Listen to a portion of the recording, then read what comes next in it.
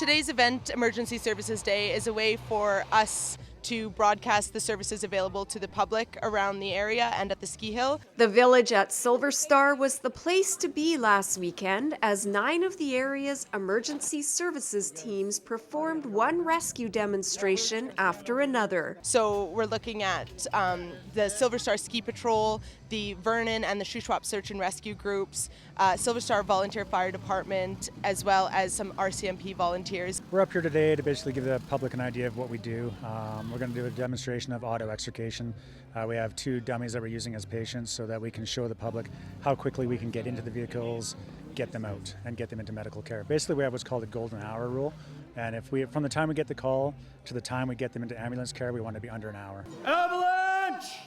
Help! There's been an avalanche! From an avalanche probe-line search to a daring helicopter winch rescue, people gathered to watch the excitement unfold.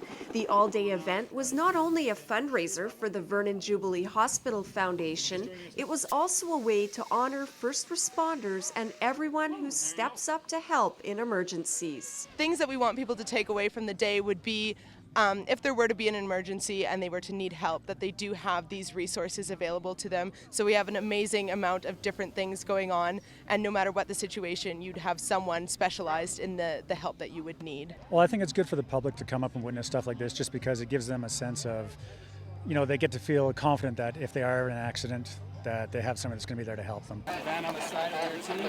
We ran a scenario of a car on its side, T-boned by another car.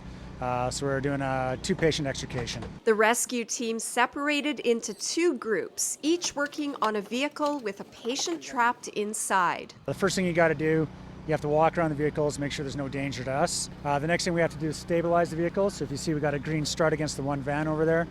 We use blocks to crib the vehicles. Who's going in for patient access? That would be me? Okay. For this red vehicle here, we had a patient on the passenger side that was unable to get out. They're trapped under the dash. So we popped the door using the spreaders, and then we cut the doors off using the cutters, and then we just tried to do a dash roll to get the patient's legs out from under the dash.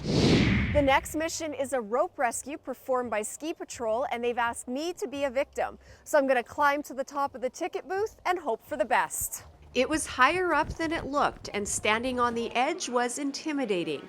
It took a few minutes for the rescue worker to reach me and connect me to his harness. Okay, ready to lower. Stepping over the edge gave me a real sense of what it would feel like to be in an actual situation where I needed to be rescued. The rescue mission is just a scenario for that of a rope rescue where maybe somebody goes over a cliff and they're now stuck in an area where they can't go up or down.